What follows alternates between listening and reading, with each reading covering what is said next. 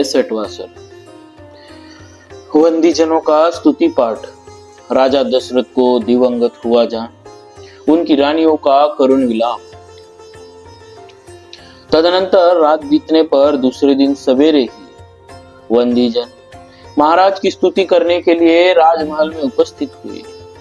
व्याकरण ज्ञान से संपन्न अथवा उत्तम अलंकारों से विभूषित सूत, उत्तम रूप से वंश परंपरा का श्रवण कराने वाले मागध और संगीत शास्त्र का अनुशीलन करने वाले गायक अपने अपने मार्ग के अनुसार पृथक पृथक यशोगान करते हुए वहां आए। उच्च स्वर से आशीर्वाद देते हुए राजा की स्तुति करने वाले उन सुत मागध आदि का शब्द राजमहल के भीतरी भाग में फैलकर गूंजने लगा। वे सुतगण स्तुति कर रहे थे। इतने में ही पाणिवादक हाथों से ताल देकर गाने वाले वहां आए और राजाओं के बीते हुए अद्भुत कर्मों का बखान करते हुए ताल गति के अनुसार तालियां बजाने लगे। उस शब्द से वृक्षों की शाखाओं पर बैठे हुए तथा राजकुल में ही विचरने वाले पिंजड़े में बंद शुक आदि पक्षी जाग कर चहचहाने लगे। शुक आदि पक्षियों तथा ब्राह्मणों के मुख से निकले हुए पवित्र शब्द, वीणाओं के मधुर नाद तथा गाथाओं के आशीर्वाद युक्त गान से वह सारा भवन गूंज उठा। तदनंतर सदाचारी तथा परिचर्या कुशल सेवक, परिचर्या कुशल सेवक जिनमें स्त्रियों और खोजों की संख्या अधिक थी, पहले की बात उस दिन भी राजभवन में उपस्थित हुए।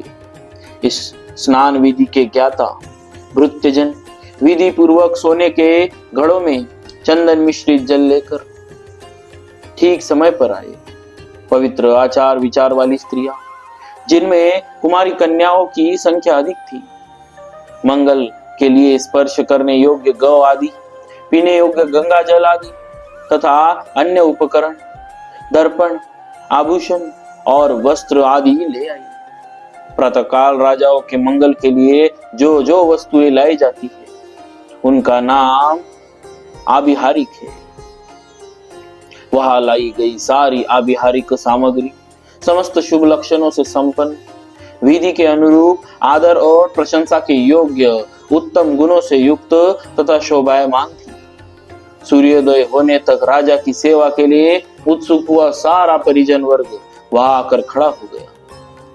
जब उस समय तक राजा बाहर नहीं निकले तब सब के मन में यह शंका हो गई कि महाराज के न आने का क्या कारण हो सकता है। तदनंतर जो कौशल नरेश दशरथ के समीप रहने वाली स्त्रियां थी, वे उनकी शैया के पास जाकर अपने स्वामी को जगाने लगी। वे स्त्रियां उनका स्पर्श आदि करने के योग्य थी, अतः विनीत भाव से युक्ति पूर्वक उन्होंने उनकी शैया का स्पर्श किया। स्पर्श करके भी वे उनके जीवन का कोई चिन्ह नहीं पा सकी। सोए हुए पुरुष की जैसी स्थिति होती है उसको भी वे स्त्रियां अच्छी तरह समझती थी। अतः उन्होंने हृदय एवं हाथ के मूल भाग में चलने वाली नाड़ियों की भी परीक्षा की, किंतु वहां भी कोई चेष्टा नहीं प्रतीत हुई। फिर तो वे कांप उठी। उनके मन में राजा के प्राणों के निकल जाने की आशंका हो गई।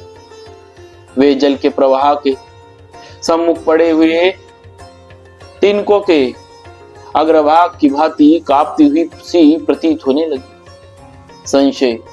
संशय में पड़ी हुई उन स्त्रियों को राजा की ओर से उनकी मृत्यु के विषय में जो शंका हुई थी उसका उस समय पूरे निश्चय हो गया।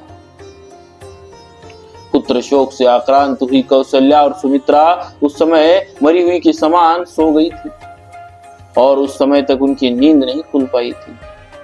सोई हुई कौशल्या श्रीहीन हो गई थी, उनके शरीर का रंग बदल गया। वे शोक से पराजित एवं पीड़ित हो अंधकार से आच्छादित हुई तारिका के समान शोभा नहीं पा रही थी। राजा के पास कौशल्या थी और कौशल्या के समीप देवी सुमित्रा थी।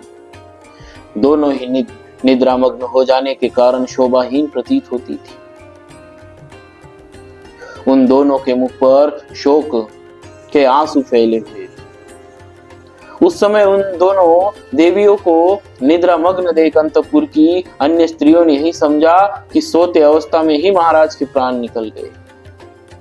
फिर तो जैसे जंगल युद्धपति गजराज के अपने वास स्थान से अन्यत्र चले जाने पर हथनियां करुण चित्कार करने लगती है, उसी प्रकार वे अंतपुर की सुंदर रानियां अत्यंत दुखी हो उच्च स्वर से आर्तनाद करने लगी।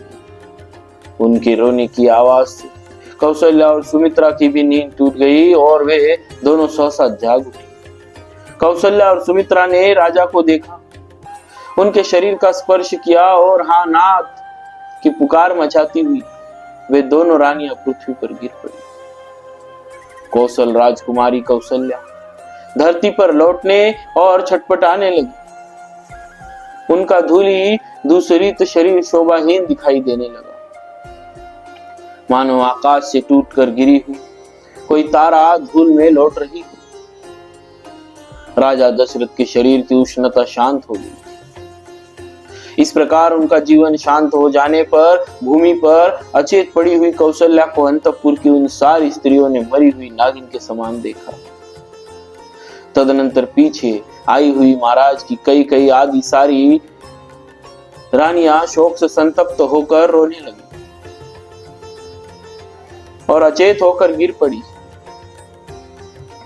उन क्रंदन करती हुई रानियों ने वहां पहले से होने वाले प्रबल आर्तनाद को और भी बढ़ा दिया। उस बढ़े हुए आर्तनाद से वह सारा राजमहल पुनः बड़े जोर से गूंज उठा। काल धर्म को प्राप्त हुए राजा दशरथ का वह भवन डरे घबराए और अत्यंत उत्सुक हुए मनुष्य से भरा गया। सब और रोने चिल्लाने का भयंकर शब्द होने लगा। वह राजा के सभी बंधु बांधव शोक संताप से पीड़ित होकर जुट गए। वह सारा भवन तत्काल आनंद शून्य हो दीन दुखी एवं व्याकुल दिखाई देने लगा। उन यशस्वी भूपाल शिरोमणि को दिवंगत हुआ जान उनकी सारी पत्नियां उन्हें चारों ओर से घेर कर अत्यंत दुखी हो जोर जोर से रोने लगी और उनकी दोनों बाहें पकड़कर अनाथ की भांति करुण विलाप करने लगे। इस प्रकार श्री वाल्मीकि निर्मित आर्ष रामायण आदि काव्य के अयोध्या कांड में 65वां सर्ग पूरा हुआ। बोलिए श्री सीताराम जी महाराज की जय। भक्तवत्सल भगवान की जय।